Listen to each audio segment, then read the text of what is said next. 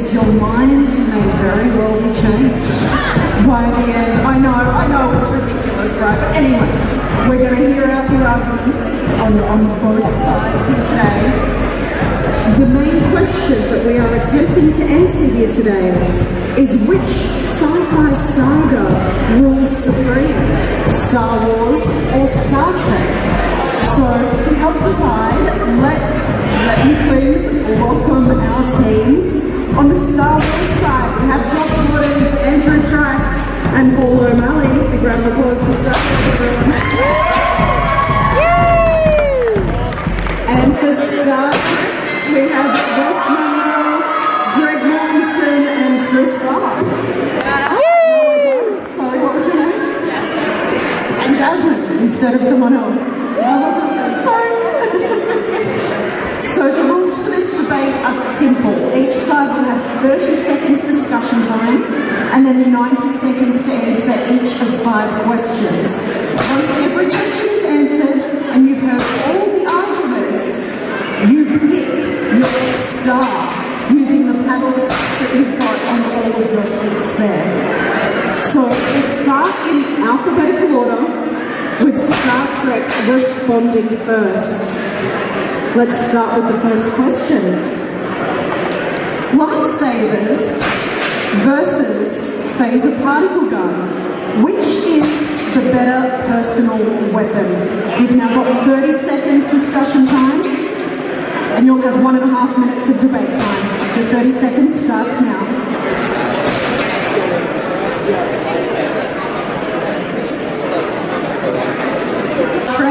Approach the microphone, present your argument.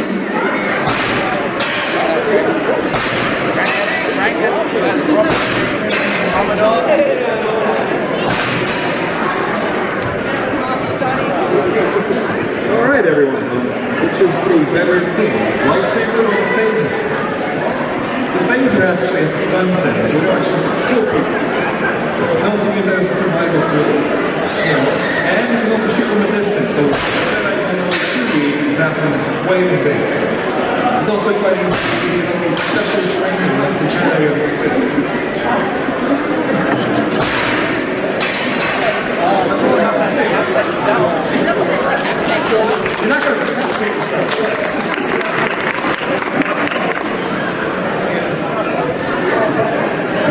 Star Trek didn't even need the whole minute and a half. That was 36 seconds worth of argument there. Now let's hear it from Star Wars.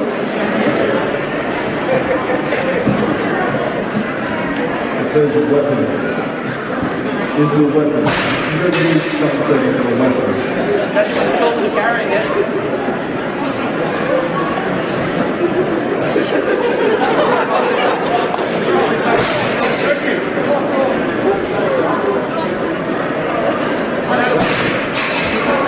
That's all these are about. It's all that we're doing. Not studying. That's what I said.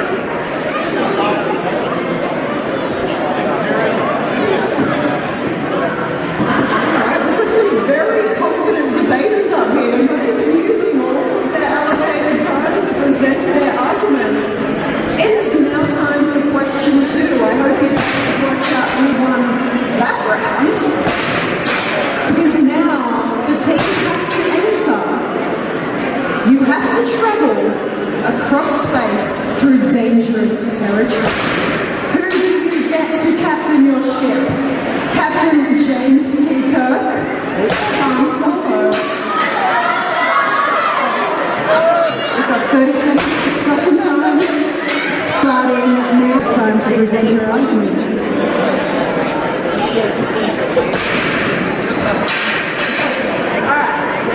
Mentally, I think we can't, but that's just bias on my end. But of course, you know, Han Solo doesn't even actually hold the rank of captain. He just has a ship and Chewbacca.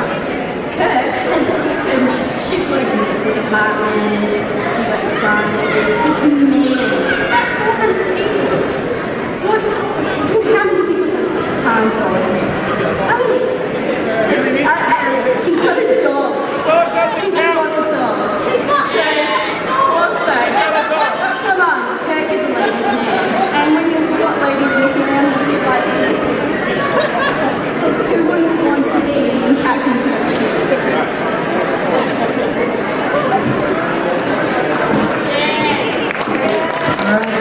Star Trek.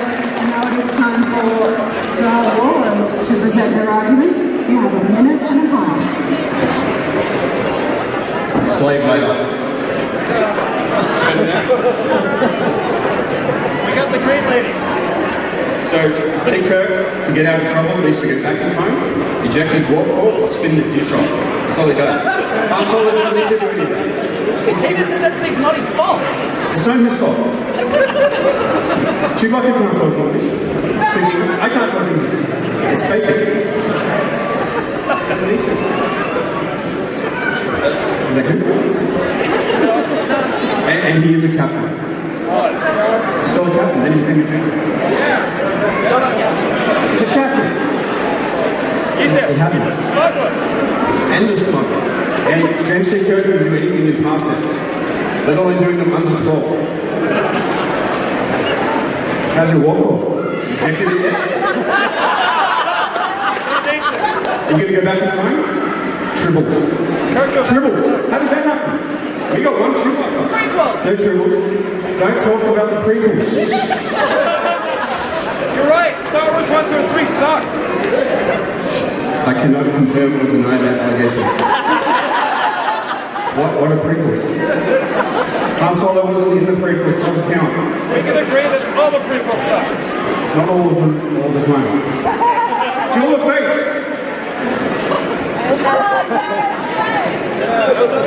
And that's time.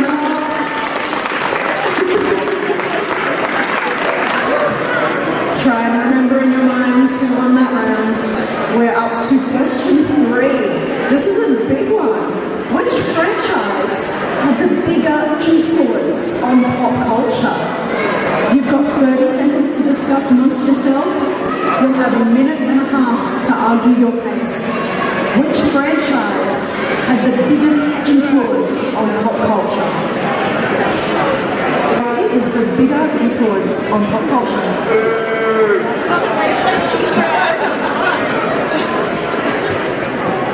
Star Trek created Star Wars. George Lucas is on record saying if it wasn't for Star Trek there would be no Star Wars. So whatever these guys are about to say, us.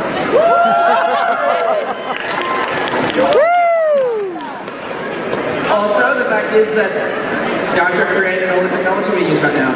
We created Facebook. Star Trek iPad? iPads, communicators. What technology we use now? Us. Who created pop culture? Us. First convention was in 1968. It was a Star Trek convention.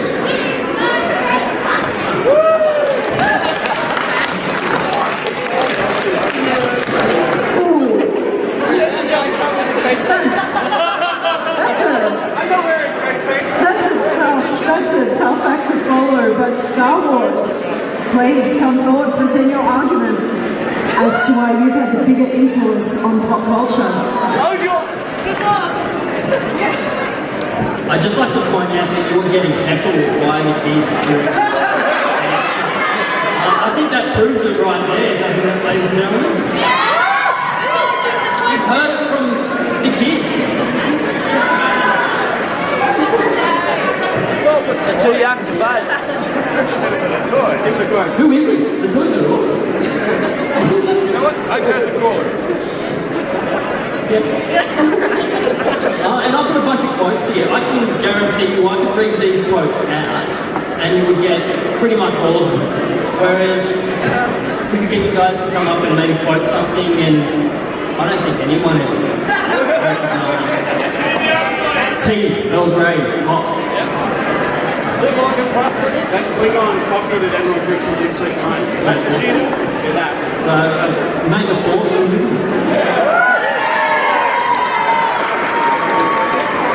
Live long and prosper. Come on. Alright, they were the arguments for question 3. Are you ready to hear question 4? Get ready for 30 seconds discussion time. This is a good one. Could a stormtrooper hit a red shirt? 30 seconds to chat.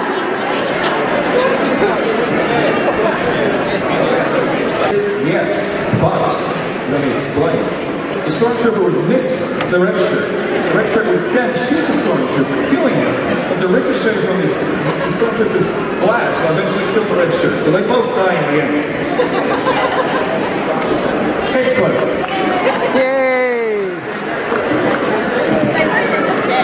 reasonable. Star Wars.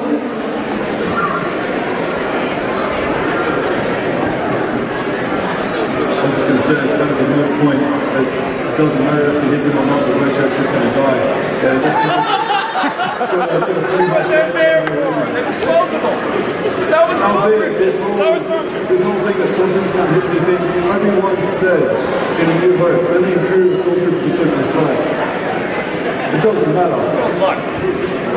Well, so when you hit something that big, how can you not miss? Yeah, I think it was the size of this building. What about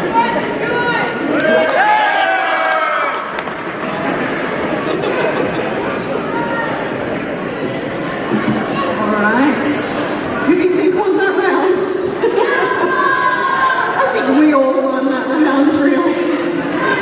Now it's time to discuss the next question, which is, I want to get rid of a pesky planet. This is hypothetical, of course. I'm a pacifist.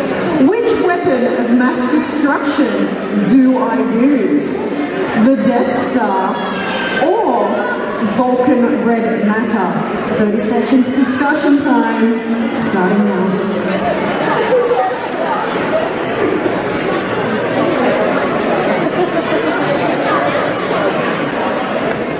Alright, for those that you don't know, red matter, you only require a drop of it to actually destroy the world and the planets. Solar systems create a black hole in the middle of the planet Vulcan. While a Death Star can get destroyed by a farm boy flying a ship during its force pull. With red matter, you actually don't, the only way to stop it is to try and contain it. You can walk out with a water gun and explode a tree and then that planet's gone. A Death Star, you've got to wait for it to recharge. Keep going, How long it takes to recharging. recharge? How long? It takes forever. So by the time that the Death Star's recharged, we've probably wiped out 2, 3, 4 planets. And then probably destroyed the Death Star at the same time.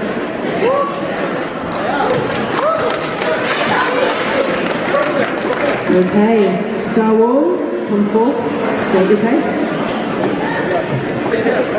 So I'm just using my Star Trek communicator from Apple. Also not in Star Trek. Alright, so the Death Star's better because it's financially better. It creates jobs and housing. 3 times. It's about the jobs, people. Jobs. Independent contractors need to survive too. But I would like to thank the Star Trek nerds for explaining what red matter was. I didn't know. How many people here didn't know beforehand? Didn't know beforehand? That answers the pop culture references.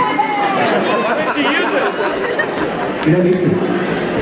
The exhaust port was an architectural fixture. It was in a book, it's legit. No. But how beautiful was Jeddah blowing up when the Death Star was first fired? Hashtag no spoilers. Hashtag Han's not dead. Kylo Ren is a good guy. Ray, the bad guy. Coming soon. Anything else, Star Trek nerds? Thank you.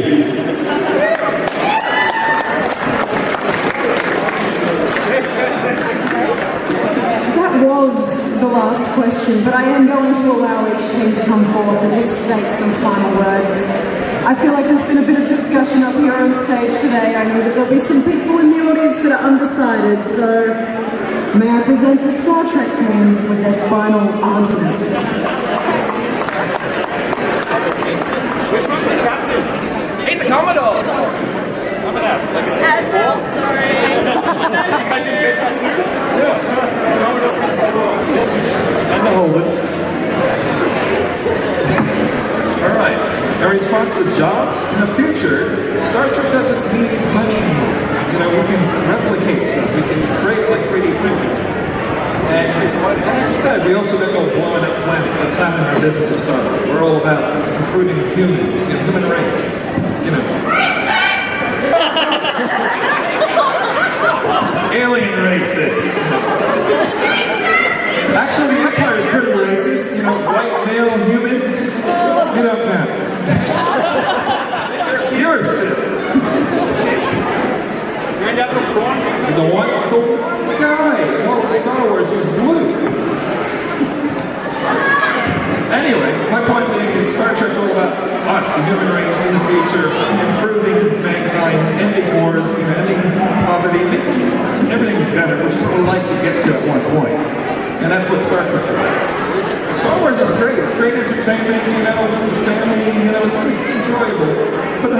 actually done anything for the human race like Star Trek has.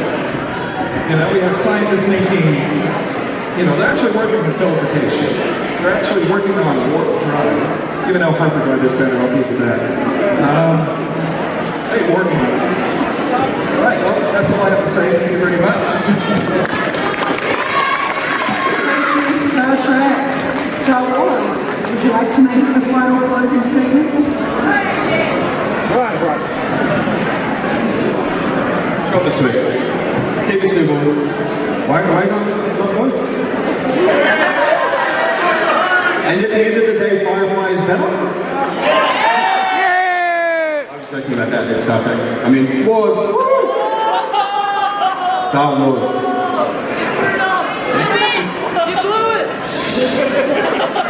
You gonna vote for Star Wars? Right, so Star Wars is better. It doesn't matter though, they're both great.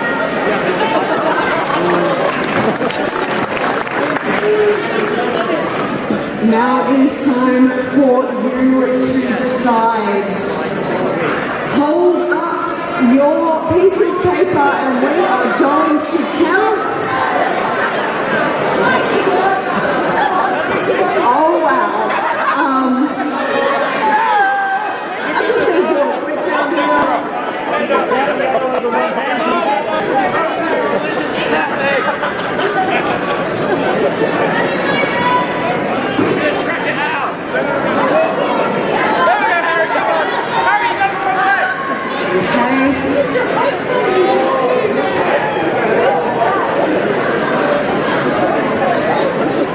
Not looking good for the Star Trek team because Star Wars is the winner.